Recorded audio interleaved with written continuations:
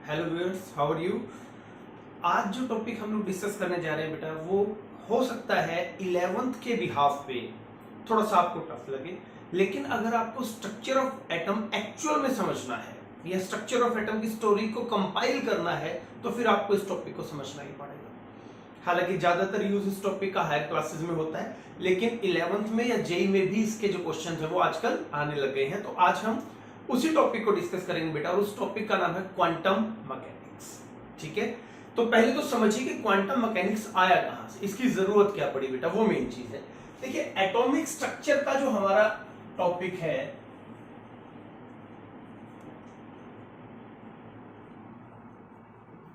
इसे हम बेसिकली दो इरा में डिवाइड कर सकते हैं बेटा। एक है क्लासिकल मैकेनिक्स,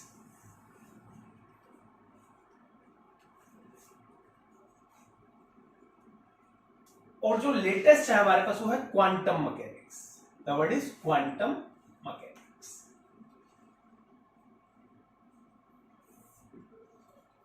अब क्लासिकल मैकेनिक्स जो है बेटा, जो हमारे पिछले सारे के सारे रिसर्च थी, स्टडीज थी, इलेक्ट्रोमैग्नेटिक वेव थ्योरी थी, प्लैंक्स क्वांटम थ्योरी थी, रदरफोर्ड मॉडल था, बोहर मॉडल था, वो सब कहीं ना कहीं क्लासिकल मैकेनिक्स की कैटेगरी में आते हैं। लेकिन प्रॉब्लम कहां आई ये समझिए। प्रॉब्लम यहां आई जब हमारे पास एक साइंटिस्ट आए, डी ब्रोगली। इनके आने के बाद से बेटा जी सारा का सारा स्ट्रक्चर ऑफ एटम के देखने का और समझने का नजरिया ही बदल गया। और वो कैसे बदला मैं एक एक करके आपको बताऊंगा। बड़ा डेप्थ में जाने वाला टॉपिक है, तो प्लीज फोकस करके इसको समझिए। डी ब्रोगली ने क्या कहा बेटा कि जो एक पार्टिकल होता है, और यू कैन से ए मैटर, ये दोनों बिहेवियर शो कर सकता है, पार्टिकल बिहेवियर भी और वेव बिहेवियर। ठीक है, इससे पहले जो क्लासिकल मैकेनिक्स था वो क्या कहता था कि मान लीजिए कोई पार्टिकल है बेटा, ये v वेलोसिटी से ट्रेवल कर रहा है, ट्रेवल्स विद v वेलोसिटी, और ये इसकी कोई पोजीशन है, कोई भी पोजीशन है, उसकी वेलोसिटी क्या है, v। According to classical mechanics, the position and momentum of a particle can be determined definitely या definite terms, यानी कि एग्जैक्टली हम उसको फाइंड आउट कर सकते हैं। ठीक है, अब डी ब्रोगली ने जब ये कहा कि एक मैटर में पार्टिकल और वेव दोनों नेचर होते हैं बेटा, इसका मतलब समझ लीजिए कि मान लीजिए एक पार्टिकल है और ये इसके साथ एसोसिएटेड एक वेव है। ठीक है, इस वेव को नाम दिया जाता है, you can say de Broglie wave,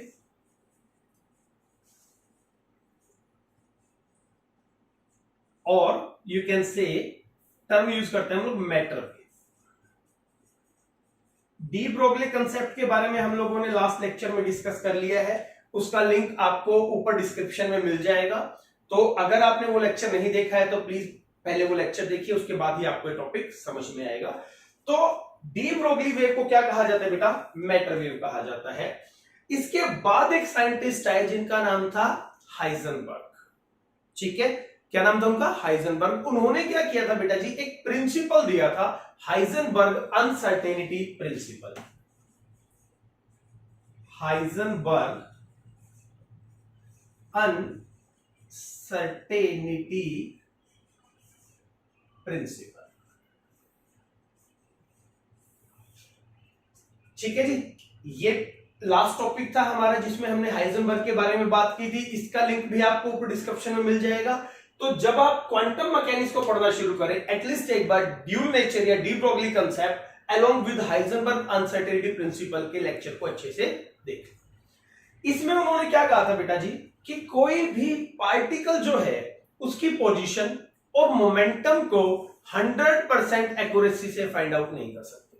कुछ ऐसा है, मान लीजिए एक पार्टिकल है जो मूव कर रहा है, अब अगर हम इसकी पोजीशन को बहुत अच्छे से डिटरमाइन करेंगे तो मोमेंटम में गड़बड़ हो जाएगा, और अगर हमारा फोकस मोमेंटम पे रहेगा बेटा जी, जो पोजीशन में डिस्टरबेंस आ जाएगा।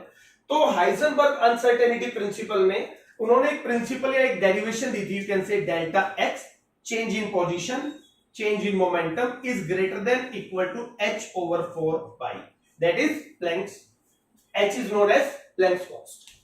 तो ये था हमारा हाइजेनबर्ग अनसर्टेनिटी प्रिंसिपल का डेरिवेशन।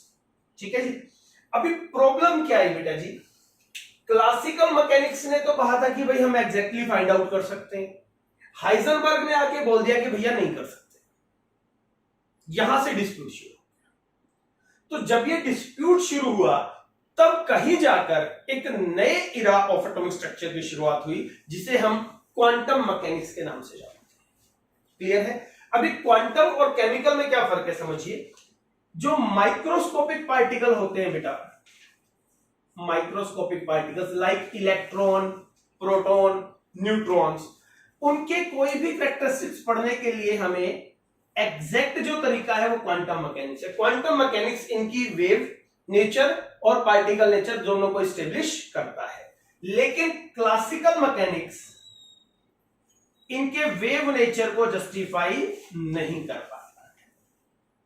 क्या मेरी बात आप समझ पा रहे हैं? तो क्लासिकल मैकेनिक्स क्या हो गया, माइक्रोस्कोपिक के केस में फेल हो गया।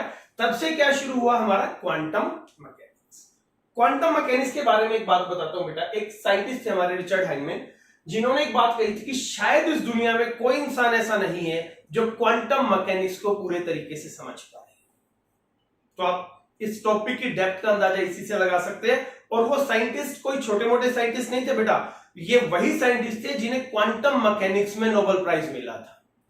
तो जिस साइंटिस्ट को नोबेल प्राइज मिला उसी साइंटिस्ट ने स्टेटमेंट दी कि शायद इस दुनिया में कोई नहीं है जो क्वांटम मैकेनिक्स को पूरे तरीके से समझ पाए।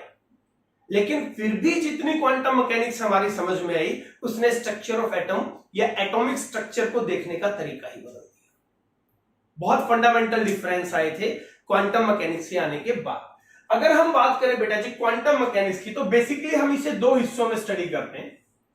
एक Schrödinger wave equation, the word is Schrödinger wave equation या स्क्रोडिंजर इक्वेशन कह सकते हैं आप, and another one is called quantum number. Schrödinger equation और क्वांटम नंबर,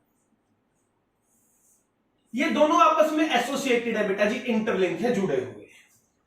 और जब हम स्क्रोडिंजर वेव इक्वेशन को प्रॉपर पढ़ लेंगे तभी हमारी समझ में क्वांटम नंबर आएगा। क्लियर है? तो क्वांटम मैकेनिक्स की जो शुरुआत थी बेटा जी, वो दो साइंटिस्ट के थ्रू हुई थी। नंबर वन जो पहले साइंटिस्ट थे दैट इज हाइजेनबर्ग, और नंबर टू स्क्रोडिंजर। हाइजेनबर्ग ने क्या दिया था, अनसर्टेनिटी प्रिंसिपल,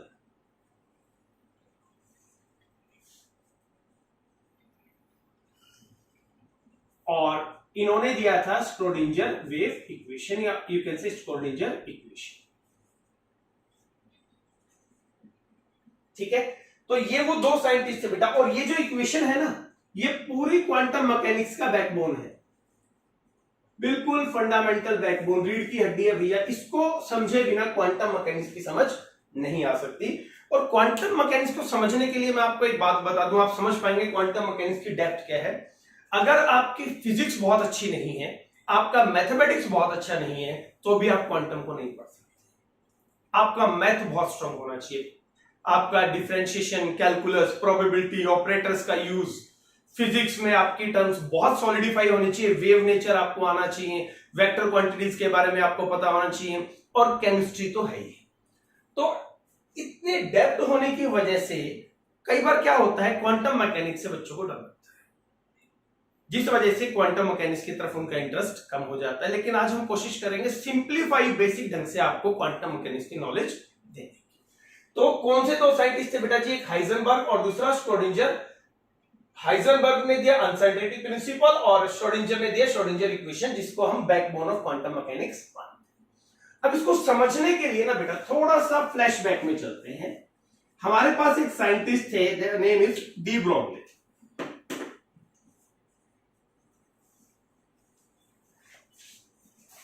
जिन्होंने कहा था कि पार्टिकल जो होते हैं वो वेव से एसोसिएट होता है, यानी कि एक पार्टिकल में वेव नेचर भी होता है। ठीक है? और इसको प्रूव करता है बेटा जी डिफ्रैक्शन एक्सपेरिमेंट, डेविसन और जर्मर का एक्सपेरिमेंट है, डिफ्रैक्शन एक्सपेरिमेंट। और यहां से उन्होंने क्या कहा, ये जो आपके पास वेव है, इसका जो लैम्डा होता है that is h over p, यानी कि उन्होंने मोमेंटम और वेवलेंथ में रिलेशन। दिस इज कॉल्ड, और यू कैन से this is called de Broglie wavelength.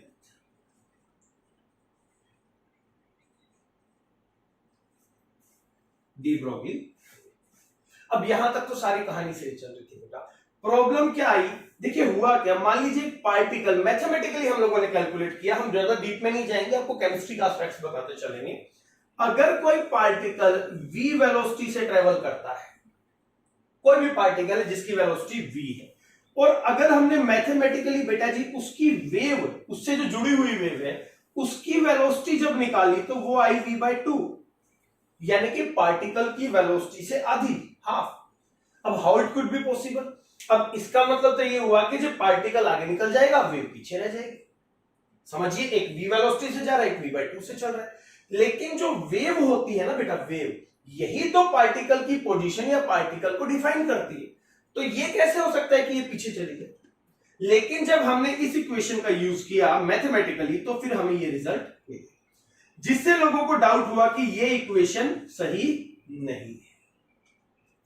लेकिन डिफ्रैक्शन एक्सपेरिमेंट, समझ पा रहे, डेविसन जर्मर का या जीबी थॉमसन के एक्सपेरिमेंट थे जो, उनके हिसाब से ये फुल प्रूफ है, इसमें कोई दिक्कत नहीं है, यानी कि ये जो रिजल्ट है ये सही। अब यहां प्रॉब्लम आनी शुरू हो गई कि भाई मैथमेटिकल रिजल्ट के हिसाब से तो ये गलत है, जबकि बाकी जो एक्सपेरिमेंट थे डिफ्रैक्शन इंटरफेरेंस के हिसाब से ये सही है। तब यहां पिक्चर में एक साइंटिस्ट है बेटा जिनका नाम था श्रोडिंगर।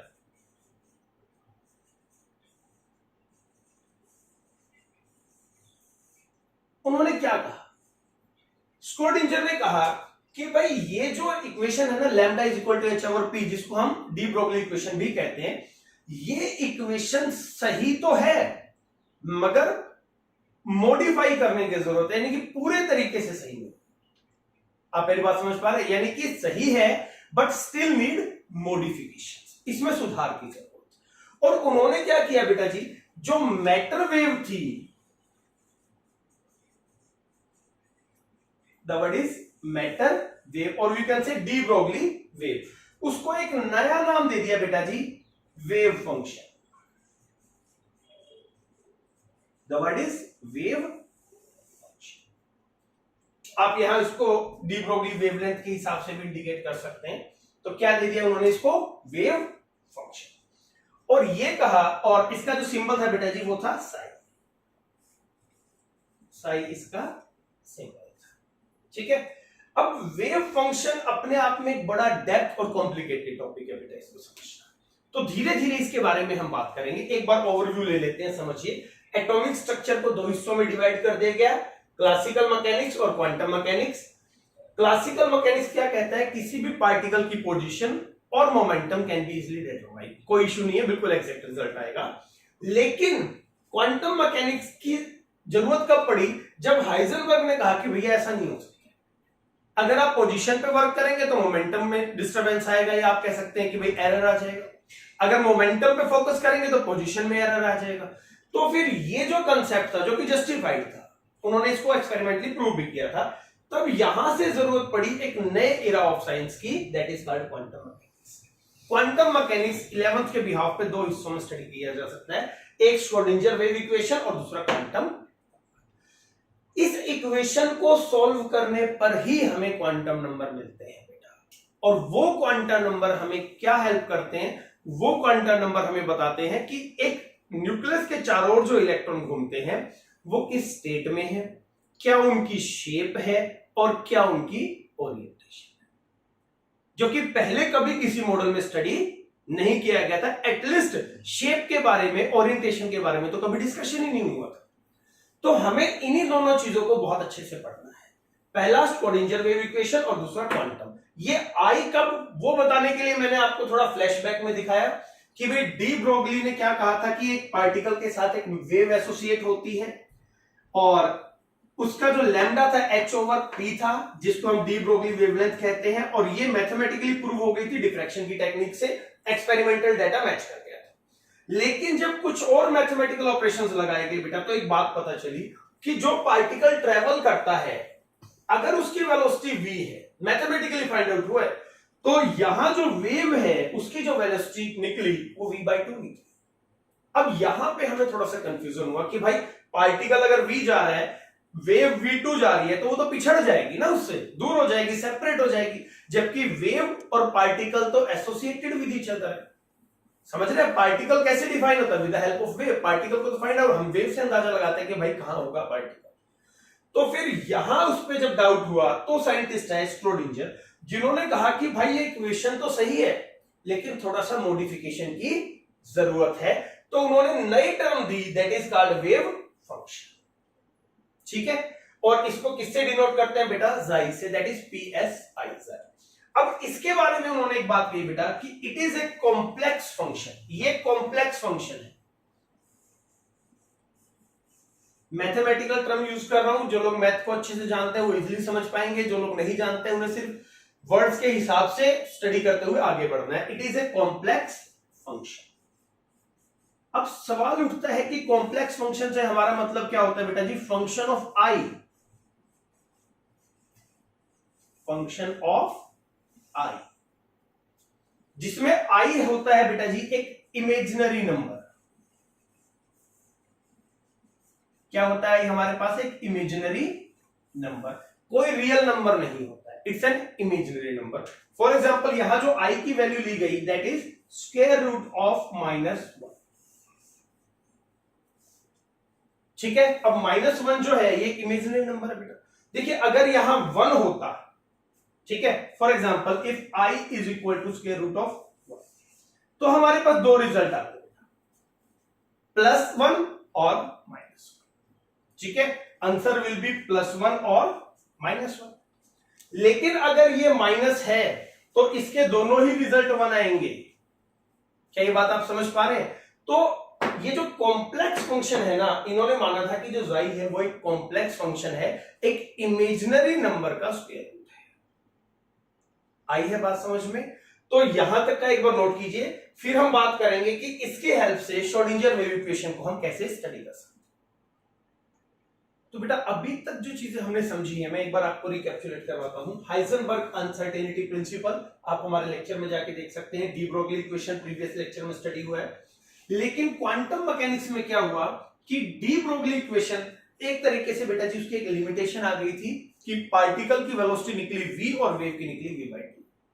तो फिर इस पर जब डाउट हुआ तो एक साइंटिस्ट आए, दैट इज स्क्रोडिंजर, जिन्होंने क्या किया, उन्होंने कहा कि भाई डी ब्रोगली वेव वैसे सही है, बस वी नीड सम मॉडिफिकेशंस, और उन्होंने इसे नाम दे दिया बेटा Y wave function, that is represented by psi. अब साई क्या है? मैथमेटिकली अब ये पार्ट आगे चलेगा थोड़ा।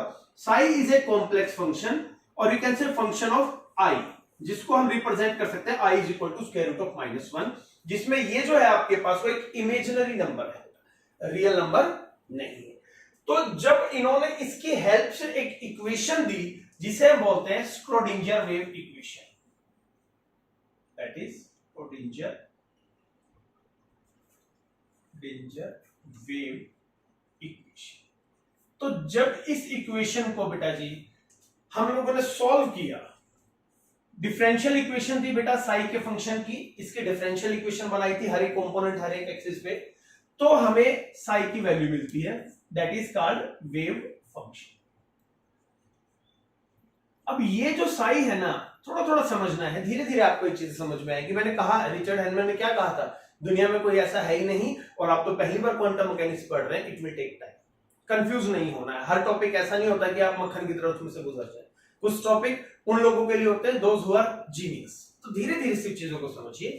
वेव फंक्शन हमें बताता है बेटा जी स्टेट ऑफ एन ऑब्जेक्ट, और यू कैन से स्टेट ऑफ इलेक्ट्रॉन की बात करें तो इलेक्ट्रॉन। अभी स्टेट से हमारा मतलब क्या है? दो मतलब है बेटा, एक उसकी एनर्जी क्या है। मान लीजिए हम इलेक्ट्रॉन की बात करते हैं तो इलेक्ट्रॉन न्यूक्लियस के चारों ओर जब रिवॉल्व कर रहा है, देखिए अब ये रिवॉल्व वर्ड भी क्लासिकल मैकेनिक्स का हिस्सा है, क्वांटम मैकेनिक्स में कुछ और टर्म्स आएंगी वो भी मैं समझाऊंगा। तो स्टेट ऑफ ऑब्जेक्ट यानी कि उसकी एनर्जी के बारे में बताते हैं बेटा, और एक प्रोबेबिलिटी, यानी कि मिलने की संभावना, चांस, प्रोबेबिलिटी कि इलेक्ट्रॉन की कहां तक मिलने की संभावना है या कहां मिलने की प्रोबेबिलिटी ज्यादा है, कहां मिलने की प्रोबेबिलिटी कम है। तो ये दो चीजों पर वर्क करता है। अगर मैं आपको क्लासिकल मैकेनिक और क्वांटम में एक बेसिक सा डिफरेंस बताऊं बेटा, तो देखिए क्वांटम मैकेनिक्स क्या कहता है कि एक न्यूक्लियस है और इलेक्ट्रॉन फिक्स सर्कुलर ऑर्बिट में उसके चारों ओर घूम रहे हैं, कुछ ऐसे, ठीक है। लेकिन क्वांटम ने क्या समझाया, आगे चल के आप समझेंगे कि एक न्यूक्लियस है और इसके चारों ओर एक 3 डायमेंशनल स्पेस है, 3 डायमेंशनल स्पेस, जहां इलेक्ट्रॉन के मिलने की संभावना मैक्सिमम होती है। और ये कैसे निकलती है, प्रोबेबिलिटी वगैरह, ये सब आप क्वांटम मैकेनिक्स में ही जानते हैं। तो इन्होंने क्या कर दिया बेटा जी, ये कहा कि सिर्फ एक सर्कुलर पाथ में रिवॉल्व नहीं करते हैं, उसके पास एक तरीके से कहीं ना कहीं, अगर आप समझ पा रहे हैं, तो एक स्फेरिकल स्पेस होता है, जिसे आगे चलकर हम लोगों ने ऑर्बिटल कहा। जबकि क्लासिकल मैकेनिक्स में जो टर्म थी वो थी ऑर्बिट। तो यहां हमारा एक डिफरेंस आता है क्वांटम मैकेनिक्स और क्लासिकल मैकेनिक्स में। और जब हम इस वेव फंक्शन को सॉल्व कर रहे थे ना बेटा जी, तो हमारे पास 3 ऐसी इंफॉर्मेशन आई जिन्हें हम 3 क्वांटम नंबर के नाम से जानते हैं। 3 क्वांटम नंबर्स, हालांकि क्वांटम नंबर 4 है बेटा, लेकिन श्रोडिंगर वेव इक्वेशन या वेव फंक्शन के रिजल्ट से हमें 3 मिले थे, एक बाद में डेवलप हुआ था। तो फिलहाल हम 3 क्वांटम नंबर की बात करेंगे, दैट इज n, l और m। What is principal quantum number, azimuthal quantum number और मैग्नेटिक क्वांटम नंबर। इन सब के बारे में हम लोग किसी अलग लेक्चर में बहुत डीपली स्टडी करेंगे। जो प्रिंसिपल क्वांटम नंबर है बेटा, वो हमें बताता है एनर्जी स्टेट के बारे में, एनर्जी स्टेट के बारे में। जैसे आप लोगों ने क्लासिकल मैकेनिक्स में पढ़ा था कि एक ऑर्बिट से इलेक्ट्रॉन एनर्जी लेके जंप करता है एक्साइटेड स्टेट में, तो क्या हुआ, एनर्जी स्टेट बदल गई ना उसकी। तो किस एनर्जी स्टेट में है वो ये बताता है। नंबर 2, जिस ऑर्बिटल, जिस स्फेरिकल एरिया में वो है, समझिएगा उसकी शेप कैसी होगी। जबकि यहां क्या माना गया था, सर्कुलर ऑर्बिट, जबकि इसने क्या कहा, जरूरी नहीं है सर्कुलर हो, स्फेरिकल होता है। पहली बात तो स्फेरिकल में भी और बहुत सारी शेप्स आ जाती है, dumbbell shape, double dumbbell, doughnut, बहुत सारी शेप्स आएंगी जो हम क्वांटम मैकेनिक्स में ही पढ़ेंगे। क्लासिकल मैकेनिक्स में ऐसी चीजों का कोई डिस्कशन नहीं। तो एल जो है बेटा जी वो शेप के बारे में बताता है, और जो एम है वो ओरिएंटेशन के बारे में बताता है, ठीक है। तो ये हमारे पास 3 क्वांटम नंबर्स हैं, और लास्ट में एक क्वांटम नंबर भी डेवलप हुआ था, जो फिर मैं बता रहा हूं, जो वेव फंक्शन से इलेबोरेट नहीं हुआ था, that is called spin quantum number, ठीक है। ये क्लॉकवाइज या एंटी क्लॉकवाइज डायरेक्शन के बारे में बताता है, इलेक्ट्रॉन कैसे घूम रहा है, ओरिएंटेशन जो है उसकी, वो क्लॉकवाइज है क्या एंटी क्लॉकवाइज, ठीक है। यहां तक की बात समझ में आ रही है। तो अब हम क्या करते हैं बेटा जी, इस साई के फंक्शन को लेके आगे स्टडी करते हैं, ठीक है। तो उन्होंने क्या कहा कि भाई वेव फंक्शन है जो इसके बारे में हमें इंफॉर्मेशन देता है, किसके बारे में, किसी भी ऑब्जेक्ट की एनर्जी के बारे में और उसकी स्टेट के बारे में। तब उनसे एक सवाल पूछा गया श्रोडिंगर से कि जी इसका फिजिकल सिग्निफिकेंस बताओ, और यू कैन से फिजिकल इंटरफेरेंस प्रूव करो डेली लाइफ में, जो भी आपके पास फिजिकल सिग्निफिकेंस। तो बेटा बहुत बोल्डली श्रोडिंगर ने कहा था कि भैया मुझे नहीं पता, मुझे इस बारे में कोई भी जानकारी नहीं है। तो यहां जाके श्रोडिंगर में भी थोड़ा सा क्वेश्चन मार्क। देखिए क्वांटम मैकेनिक्स का मजा ही है, क्वांटम मैकेनिक्स अगर समझ में, आज तक कोई प्रॉपर ऐसा नहीं है जो कह दे कि I have complete knowledge about quantum mechanics. Higher studies या हायर क्लासेस में इस टॉपिक पर डिस्कस किया जाता है, पर 11th में क्योंकि आपको एक टॉपिक दे दिया गया है, तो मैं कोशिश कर रहा हूं आपको फंडामेंटल ऑफ क्वांटम मैकेनिक्स के बारे में बता। तो जब उन्होंने ये जो साई था बेटा जी, इसके बारे में उनसे पूछा गया कि जी इसका फिजिकल सिग्निफिकेंस बताओ, तो उन्होंने एक ही लाइन कही थी कि भैया मुझे नहीं पता। तब यहां पर एक साइंटिस्ट आए थे जिनका नाम था मैक्स बोर्न।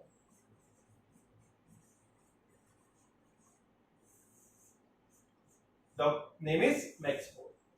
अब मैक्स बोर्न के बारे में एक बड़ा इंटरेस्टिंग सा किस्सा है बेटा। क्वांटम मैकेनिक्स को देखने के बाद ना आइंस्टीन का भी दिमाग हिल गया था, वो समझ ही नहीं पाते कि भाई क्या है कैसा नहीं है।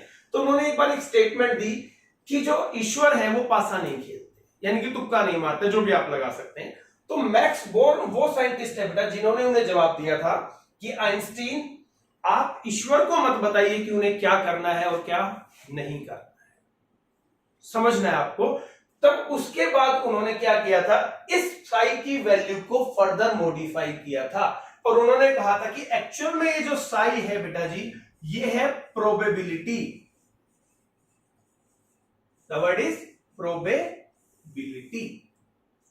लेकिन इसका खुद का कोई सिग्निफिकेंस नहीं है, इसकी भी एक मॉडिफाइड फॉर्म है। समझ पा रहे हैं? याद कीजिए साई क्या था, it is a complex function. मैं आपको थोड़ा सा कॉम्प्लेक्स फंक्शन के बारे में बताता हूं बेटा। मान लीजिए मैं कंसीडर करता हूं एक कॉम्प्लेक्स फंक्शन सी है मेरे पास, ठीक है।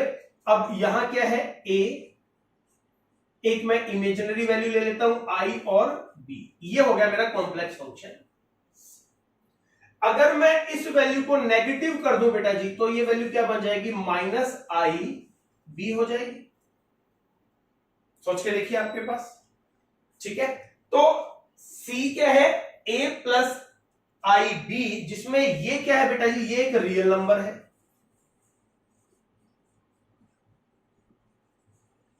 और ये क्या है आपके पास, एक इमेजिनरी नंबर है। तो अगर हम इसको नेगेटिव कर देते हैं तो क्या आ जाएगा हमारे पास, ये आ जाएगा, ठीक है। एक बार यहां तक का नोट कर लीजिए, फिर इससे आगे का किस्सा आपको बताता हूं बेटा,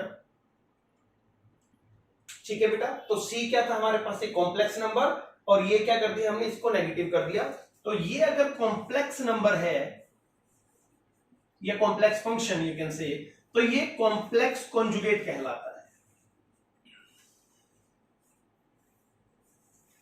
कॉम्प्लेक्स कॉन्जुगेट, ठीक है। अब मैक्स बोर्न ने क्या किया समझिए, उन्होंने क्या किया, साई का कॉम्प्लेक्स कॉन्जुगेट को साई से मल्टीप्लाई कर दिया और फिर इसको नॉर्मलाइज किया। आप बीएससी में पढ़ेंगे नॉर्मलाइजेशन क्या होता है, नॉर्मलाइज किया। तो जो रिजल्ट हमारे पास आया बेटा जी, वो था, this is called norm, you can say norm squared of, normalise से नॉर्म लिया गया है, स्प्रेड ऑफ साई। एक्चुअल में ये वो टर्म है बेटा जिससे हमारे सारे रिजल्ट निकलते हैं।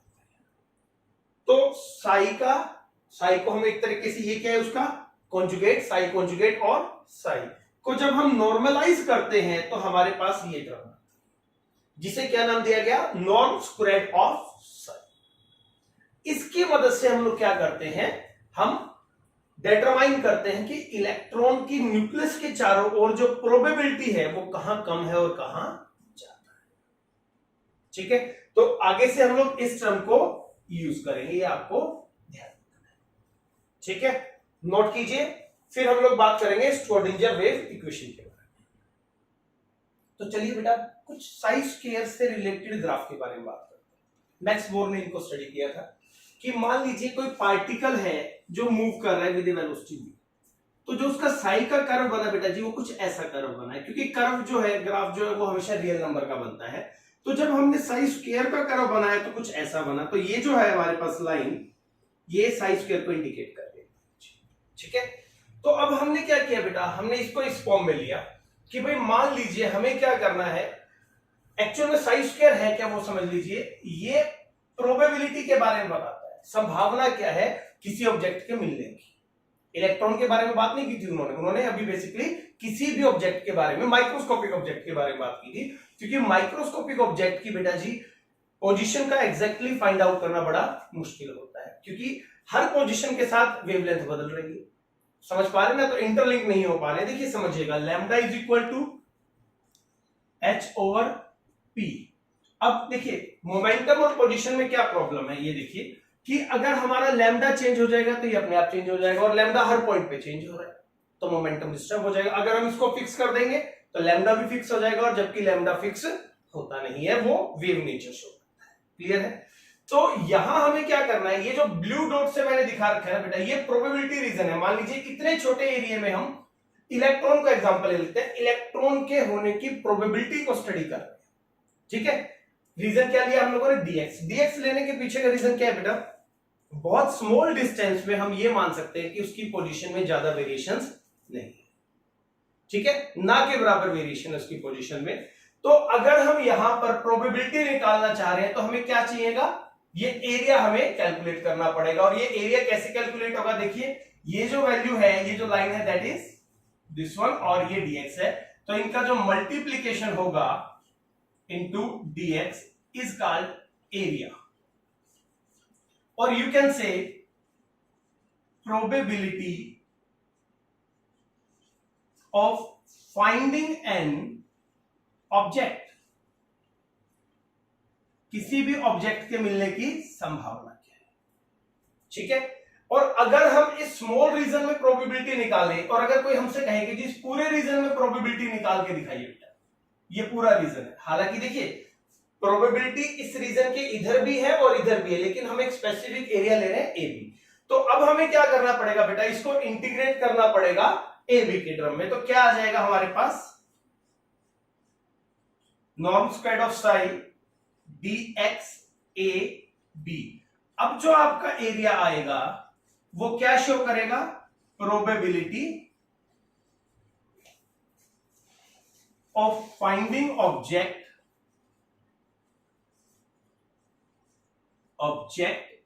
इन ए रीजन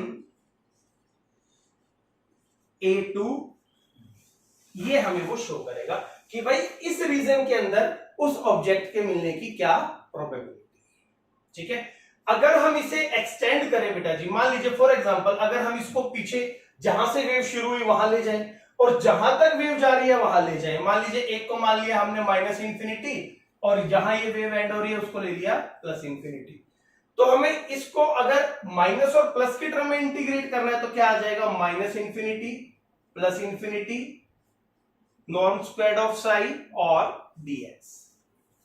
अब माइनस और प्लस के केस में क्या हो जाएगा, अब सोचिएगा एक वेव जहां से शुरू हुई वहां और जहां खत्म हुई हमने वो सारा एरिया ले लिया, तो उस ऑब्जेक्ट के मिलने की संभावना जहां से शुरू हुई और जहां खत्म हुई वहां तो मैक्सिमम है ना, 100% है। तो इस केस में जो हमारी प्रोबेबिलिटी आएगी बेटा, संभावना, मैथमेटिकली हम उसको फ्रैक्शन में डील करते हैं तो 100% का मतलब है प्रोबेबिलिटी 1 हो जाएगी। क्या ये बात आप समझ पा रहे हैं? तो 3 चीजें उन्होंने स्टडी की, एक नॉर्मल कर्व बनाया, आप ग्राफ कह सकते हैं जो भी है, एक साइड स्क्वायर का बनाया और फिर प्रोबेबिलिटी को स्टडी करने की कोशिश। अब इस प्रोबेबिलिटी के हेल्प से we can also determine the probability density of finding an electron. यानी देखिए प्रोबेबिलिटी तो इतने एरिया में है लेकिन डेंसिटी मैक्सिमम कहां है, इतने में है, इतने में है या इतने में है। अब हम उसके ऊपर वर्क करेंगे। तो आप एक बार ये टॉपिक नोट कर लीजिए, then we will discuss probability density of finding an object. तो चलिए बेटा अब हम प्रोबेबिलिटी डेंसिटी निकालते हैं और 3 केस स्टडी करते हैं। मे भी होता है ऑब्जेक्ट 1 डायमेंशन में मूव कर रहा हो, मे भी हो सकता है 2 डायमेंशन हो और मे भी हो सकता है 3 डायमेंशन हो। तीनों ही केस हम लोग स्टडी करेंगे प्रोबेबिलिटी डेंसिटी कैसे निकाल सकते हैं। मान लीजिए मेरे पास कोई ऑब्जेक्ट है बेटा जी जो 1 डायमेंशन में मूव कर रहा है, 1 डायमेंशन में भी हो सकता है कोई ऑब्जेक्ट हो जो फॉर एग्जांपल 2 डायमेंशंस में मूव कर रहा हो, यहां से यहां और फिर मान लीजिए यहां जा रहा है। 2 डायमेंशंस की हम लोग बात कर रहे हैं, कोई भी हम लोग ले सकते हैं। और मे बी द पॉसिबिलिटी कि वो 3 डायमेंशंस में मूव कर रहा हो, किसी भी केस में जा सकता है। तो इन तीनों ही केसेस में हम प्रोबेबिलिटी डेंसिटी या नॉर्म स्क्वायर ऑफ साइन को कैसे इस्तेमाल करेंगे वो देखिए।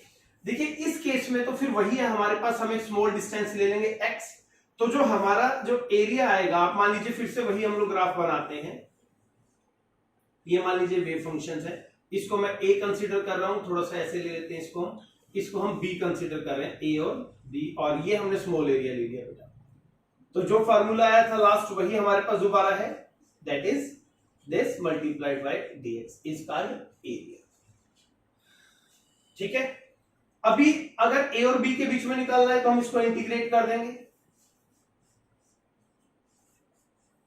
इज इक्वल टू एरिया और किसके बीच में है, a टू b के बीच में जो प्रोबेबिलिटी है। तो अगर 1 डायमेंशन है तो हम पोजीशन को कंसीडर करेंगे, लेकिन अगर कोई पार्टिकल 2 डायमेंशनली मूव कर रहा है तो आप समझते हैं पोजीशन से काम नहीं चलेगा, हमें उसका एरिया लेना पड़ेगा। तो फॉर एग्जांपल मान लीजिए मैं यहां ये एरिया कंसीडर कर रहा हूं कि भाई इस एरिया को स्टडी कर रहा हूं, बहुत स्मॉल एरिया हम लोगों ने कंसीडर कर लिया है। तो इस केस में हमारी प्रोबेबल डेंसिटी क्या आ जाएगी, साइज स्क्वायर इनटू एरिया हम लोग लेके चलेंगे DA एरिया। तो ये हो जाएगा हमारा probability of finding an object. और अगर हमें लार्ज एरिया करना है तो वी विल इंटीग्रेट, जितना भी एरिया आपको लेना है आप उसका इंटीग्रेट कर लीजिए, जैसे हमने ए और बी के रेफरेंस में किया। अगर 3 डायमेंशनल स्पेस हमारे पास है बेटा, या पार्टिकल 3 डायमेंशनली मूव कर रहे हैं, तो हमारा ना तो पोजीशन से काम चलेगा ना एरिया से। अब हमें वॉल्यूम की बात करनी पड़ेगी। तो क्या करते हैं बेटा, इस एरिया में कोई भी एक वॉल्यूम कंसीडर कर लेते हैं। मान लीजिए मेरे पास ये एक वॉल्यूम है, इतना वॉल्यूम मैंने कंसीडर कर लिया, ठीक है। यहां पे हम क्या कर रहे हैं, प्रोबेबिलिटी। तो इस बार जो मेरा फॉर्मूला बनेगा that is DV volume, total volume, जहां हमारे इलेक्ट्रॉन के मिलने की प्रोबेबिलिटी सबसे ज्यादा है। तो इस तरीके से हम 1 डायमेंशन, 2 डायमेंशन और 3 डायमेंशन, फर्क क्या है, 1 डायमेंशन में position into size square, 2 dimension में एरिया से, और 3 डायमेंशन में हम वॉल्यूम से मल्टीप्लाई करते हैं। क्लियर है ये बात। अब हम आपको बताएंगे कि जो ऑर्बिटल्स हमारे जनरेट होते हैं उनकी पॉसिबिलिटीज जो है डेंसिटी की, कहां कम और कहां ज्यादा होती है, जिसको हम रेडियल डेंसिटी भी कहते हैं। तो नोट डाउन कीजिए, we will discuss about radial density. चलिए बेटा, अब हम लोग बात करते हैं रेडियल प्रोबेबिलिटी डेंसिटी कैसे निकल सकती है। मान लीजिए मैं किसी एक पर्टिकुलर की बात करता हूं, मान लीजिए मैं 1s को लेके चलता हूं। आप पढ़ेंगे 1s 2s 2p, आप लोगों ने पढ़ा भी होगा जनरली। तो अब देखिए होता क्या है, 1s की रेडियल प्रोबेबिलिटी को निकालने के लिए हमें स्फेरिकल कोऑर्डिनेट सिस्टम की जरूरत पड़ती है। Spherical coordinate system. अब एक्चुअल में आप लोग फेमिलियर होते हैं बेटा जी ट्रायंगुलर कोऑर्डिनेट सिस्टम से। मैं बता देता हूं, फॉर एग्जांपल हम ऐसे बनाते हैं जनरली, x, ये मान लीजिए x है, ये y है और ये z है। इस तरीके का हम सिस्टम बनाते हैं। अब मान लीजिए यहां कोई ऑब्जेक्ट है और ये उसकी रेडियस है r, ठीक है। कोई भी ऑब्जेक्ट कंसीडर कर लिया हमने, उसकी पोजीशन, और ये मान लीजिए न्यूक्लियस से उसका डिस्टेंस r है। तो अगर हम यहां परपेंडिकुलर गिराते हैं बेटा जी ये वाला, तो ये जो एंगल होता है, ये वाला angle, that is called this one, इसको हम एजीम्यूथल एंगल बोलते हैं। That is known as azimuthal angle. और ये जो एंगल हमारे पास आता है, दिस इज कॉल्ड थीटा, जिसको हम पोलर एंगल बोलते हैं। आप लोगों ने ये चीजें मैथमेटिक्स में। तो जब हम इसकी प्रोबेबिलिटी निकालते हैं 1s की बेटा जी, मान लीजिए यहां कोई ऑब्जेक्ट है, तो हमें तीनों कोऑर्डिनेट्स पे तीनों चीजों को स्टडी करना पड़ेगा। यानी कि साइज जो हमारा है, साइज स्क्वायर, उसके लिए हमें r, एजीम्यूथल और थीटा, तीनों ही एंगल्स को, तीनों ही चीजों को स्टडी करना पड़ेगा। लेकिन स्फेरिकल सिस्टम में क्या होता है समझिए, स्फेरिकल सिस्टम में हम सिर्फ r को कंसीडर करते हैं बेटा जी, इन दोनों को हम चेंज या इन दोनों को हम स्टडी नहीं करते, इन दोनों का वैल्यू नहीं होता है। तो मान लीजिए मेरे पास ये कोई r है, सिर्फ r को चेंज करेंगे बेटा हम लोग, सिर्फ r को चेंज करेंगे, ठीक है। इसकी वजह क्या होती है, देखिए न्यूक्लियस से ना इलेक्ट्रॉन का जो दूरी है, डिस्टेंस है, वो चेंज हो सकता है। तो वही प्रोबेबिलिटी हम लोग निकाल रहे हैं। तो सिर्फ r ही इंपॉर्टेंट है रेडियल प्रोबेबिलिटी निकालने के लिए। तो जब रेडियल प्रोबेबिलिटी का जो ग्राफ हम लोगों ने बनाया बेटा जी, मान लीजिए ये था, और हमने सिर्फ किसको लेकर स्टडी किया, दैट इज r के साथ। तो जो हमारा ग्राफ आया बेटा वो कुछ ऐसा आया, इस तरीके, ठीक है। ये न्यूक्लियस है मान लीजिए हमारे पास, और ये r है। तो देखिए न्यूक्लियस के नजदीक जो प्रोबेबिलिटी है वो बहुत ज्यादा है, और जैसे जैसे हम न्यूक्लियस से दूर जा रहे हैं बेटा जी, प्रोबेबिलिटी हमारी कम होती जा रही है। ये मान लीजिए हमारा डिस्टेंस r2 है, ये हमारा डिस्टेंस r1 है। तो इस तरीके से हम ग्राफ को प्लॉट करते हैं रेडियल प्रोबेबिलिटी निकालने के लिए, ठीक है।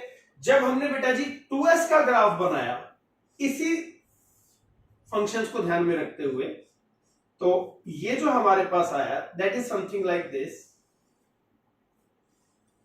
कुछ ऐसा ग्राफ हमारे पास है, ठीक है, और आप इसको यहां से ऐसे डाल सकते हैं क्योंकि प्रोबेबिलिटी कभी जीरो नहीं है। ठीक है, तो ये हमारा आर था बेटा, ये 2s के बारे में है। तो यहां भी वही केस है, न्यूक्लियस के नजदीक प्रोबेबिलिटी बहुत ज्यादा और जैसे जैसे दूर जा रहे कम, लेकिन एक पॉइंट यहां आकर हमारी जो प्रोबेबिलिटी है बेटा वो अप्रोक्स क्या हो गई, जीरो हो गई जब हमने इसका ग्राफ प्लॉट किया। समझ रहे हैं? इस रीजन को जो ग्राफ में जीरो प्रोबेबिलिटी शो करता है हम उसे नोड कहते हैं, we called it node. The region where probability of finding electron is zero. अब समझ में आया नोड किसे कहते हैं? वो रीजन जहां पे इलेक्ट्रॉन के मिलने की संभावना जीरो है। मैं कुछ ड्रा करके आपको दिखाता हूं। मान लीजिए ये न्यूक्लियस है बेटा जी, और ये आपका 1s है, और मान लीजिए यहां से आपका 2s शुरू हो रहा है, ये आपका 2s है। तो ये जो बीच का जो आप ब्लैंक स्पेस देख रहे हैं ना, ये है आपके पास ये वाला रीजन जहां इलेक्ट्रॉन के मिलने की संभावना जीरो है, इसीलिए हमने इसको लाइट छोड़ दिया, डार्क नहीं किया है। और सरफेस के टर्म में देखिए, ग्राफ की टर्म में कॉल्ड नोड, सरफेस की टर्म में इसको हम नोडल सरफेस को, we use the term nodal. ठीक है, आई बात समझ में? और you can say radial nodes हम इसको कह सकते हैं। तो इस तरीके से बेटा जी हर ऑर्बिटल के ग्राफ डिस्कस किए जा सकते हैं, लेकिन हमें सिर्फ मोटे मोटी समझ चाहिए थी कि भाई 1s जो है उसमें कोई नोड नहीं आया, जबकि 2s में हमारे पास नोड आ गया। और अगर हम इससे आगे बढ़ेंगे बेटा, मान लीजिए we will discuss about 3s, then it will be something like this, कुछ ऐसा आएगा जिसमें दो नोड्स आएंगे हमारे पास। तो जब हमने नोड्स को कैलकुलेट करने का फॉर्मूला देखा बेटा, तो वो निकला n-1। हम लोग इस चीज को बाद में डिस्कस करेंगे। ठीक है, तो हमेशा ये समझना है रेडियल प्रोबेबिलिटी डेंसिटी के लिए हमें कौन सा सिस्टम स्टडी करना होता है, स्फेरिकल कोऑर्डिनेट सिस्टम। हम लोग किसके हैबिचुअल है, ट्रायंगुलर कोऑर्डिनेट सिस्टम के। ये कोई पार्टिकल है बेटा जी, ये रेडियस है, ये जो एंगल है ये अजीमुथल, ये पोलर एंगल है। लेकिन स्फेरिकल सिस्टम में हम इनको इग्नोर करके सिर्फ रेडियस के साथ ही अपने कंसेप्ट को स्टडी करते हैं। तो 1s में ऐसा ग्राफ आया, 2s में ऐसा आया, 3s में ऐसा आया। और ये जो रीजन है जहां हम प्रोबेबिलिटी देख पा रहे हैं जीरो है बेटा जी, ये रीजन नोड कहलाता है। और जब हम इसको स्फेरिकली स्फेरिकली आप इसको जब रिप्रेजेंट करते हैं तो उसको नोडल सरफेस कहा जाता है। आई है बात समझ में? नोट कीजिए, फिर कुछ और आगे के टॉपिक हम लोग डिस्कस। तो बेटा ये देखिए, अगर हमारे पास 1s की जगह 2s आ जाए तो हमारे पास नोड 1 आ जाएगा, 3s आ जाएंगे तो 2 आ जाएंगे। तो ऐसे ही अगर हम p ऑर्बिटल की बात करें बेटा, p ऑर्बिटल की बात करें जिसमें हमारे पास 3 बेसिक जो शेप्स हैं वो निकल कर आती हैं।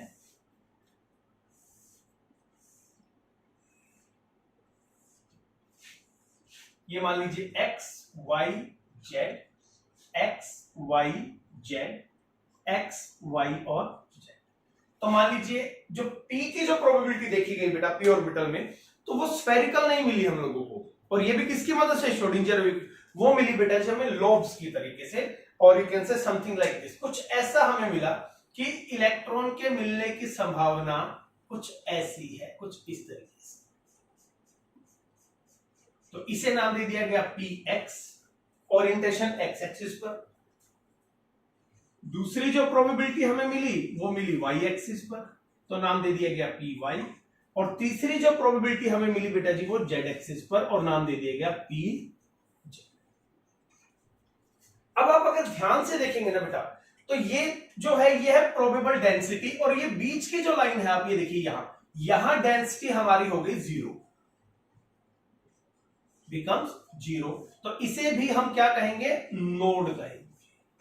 लेकिन यहां एक स्पेशल नाम यूज होता है, एंगुलर नोड बोलते हैं। The word is angular. ठीक है, तो इस तरीके से हम प्रोबेबिलिटी डेंसिटी में हम या p ऑर्बिटल में नोड्स को डिटरमाइन कर सकते हैं। और क्या कहा जाता है उन नोड्स को, एंगुलर नोड। जो इस तरीके की नोड होते हैं, जो स्फेरिकल नोड होती है, they are called radial node. ठीक है, याद कीजिए स्फेरिकल नोड, मान लीजिए ये हमारा है न्यूक्लियस, ये हमारा 1s लगा लीजिए। देखिए 1s में आपको कोई, मैं इस न्यूक्लियस को अलग कलर से थोड़ा सा डिस्क्राइब कर देता हूं। ये मान लीजिए हमारा न्यूक्लियस है, और अब यहां से हमारा क्या हो रहा है, 2s शुरू हो रहा है। ये जो रीजन है ये दैट इज 2s। ठीक है, तो ये जो बीच का जो स्पेस है एक तरीके से इसको हम बोलते हैं रेडियल नोड। क्लियर? तो दो तरीके की नोड्स हमारे पास होती है, एंगुलर और रेडियल नोड्स। आ रही है बात समझ में? तो ये जो सारी की सारी स्टडीज थी ना बेटा, एक्चुअल में क्वांटम मैकेनिक्स कहना क्या चाह रहे थे? वो ये कहना चाह रहे थे कि जो इलेक्ट्रॉन है, आप एक बार ब्रीफ में समझिए। क्लासिकल मैकेनिक्स कहती थी कि न्यूक्लियस के चारों ओर इलेक्ट्रॉन सर्कुलर ऑर्बिट में घूमते हैं, लेकिन क्वांटम मैकेनिक्स ने कहा कि भैया वो सर्कुलर ऑर्बिट में नहीं घूमते हैं, घूमते तो हैं लेकिन उनकी कुछ अलग शेप्स होती हैं। That can be spherical, that can be dumbbell, double dumbbell, doughnut, various shapes होती हैं जिसको सॉल्व करके या जिसको सॉल्व करने के लिए हमें जिस इक्वेशन की जरूरत है बेटा वो है श्रोडिंगर वेव इक्वेशन। ये सब उसके रिजल्ट से ही इंटरप्रेट हुए, अदरवाइज हमें नहीं पता था कि कोई डंबल शेप भी होते हैं। वी जस्ट थिंक कि भाई के एल एम एन ऐसा चलता था हमारा सिस्टम। तो क्वांटम मैकेनिक्स के बाद हमें पता चला कि इलेक्ट्रॉन जिस ऑर्बिट में घूमता है वहां एक पर्टिकुलर रीजन में उसके मिलने की संभावना है और फिर उसको नाम दे दिया गया ऑर्बिटल। तो क्लासिकल और क्वांटम मैकेनिक्स का बेसिक डिफरेंस क्या हुआ? पहला, वो ऑर्बिट की बात करते थे, ये ऑर्बिटल ले आए। समझ पा रहे हैं? वो बात करते थे कि जनरली इलेक्ट्रॉन सर्कुलर पाथ में रिवॉल्व करते हैं, इन्होंने कहा कि इलेक्ट्रॉन के मिलने की संभावना सिर्फ सर्कुलर नहीं है, डंबल भी हो सकती है, डबल डंबल भी हो सकते हैं, ड्रॉट नट और भी 3D में शेप्स हो सकती हैं। तो ये सारा सिस्टम तो बेटा क्वांटम मैकेनिक्स का था, और ये आपको समझना पड़ेगा कि क्वांटम मैकेनिक्स को बहुत डीपली स्टडी करने के लिए आपको बहुत ही ज्यादा मेहनत करनी पड़ेगी। सिंपल कंसेप्ट मैंने क्या किया है, मैंने इस लेक्चर में आपको ये बताया है कि भैया श्रोडिंगर वेव इक्वेशन में साई क्या होता है, नॉर्म स्क्वायर्ड क्या होता है, कर्व कैसे बनते हैं, डेंसिटी प्रोबेबिलिटी डेंसिटी कैसे हम लोग कैलकुलेट करते हैं अगर कोई पोजीशन पे है, 2 डायमेंशन में है, नोड्स कैसे निकालते हैं, कर्व जो ग्राफ हम लोगों ने बनाए थे बेटा जी याद कीजिए, इस तरीके का ग्राफ, नोड्स पता करते हैं हम इससे। समझ पा रहे हैं? तो इन सब चीजों के बारे में हम लोगों ने इस लेक्चर में देखा है। तो आपको बहुत ज्यादा, अगर कुछ चीजें नहीं भी समझ में आई तो भी ज्यादा अच्छा है कि आप इसको 1-2 बार देखें, गो थ्रू हो जाए, क्योंकि बहुत बेसिक सा क्वेश्चन आने वाला है। साई स्क्वायर को हम एरिया से कैसे वो कर सकते हैं, अगर कोई वॉल्यूम में है तो हम कैसे निकाल सकते हैं, प्रोबेबल डेंसिटी क्या होती है, रेडियल डेंसिटी क्या होती है, एंगुलर नोड, ये सारी चीजें श्रोडिंगर वेव इक्वेशन के ही थ्रू जस्टिफाई। ठीक है बेटा, all the very best. Next lecture में हम कुछ और इंटरेस्टिंग आपके लिए लेके आएंगे।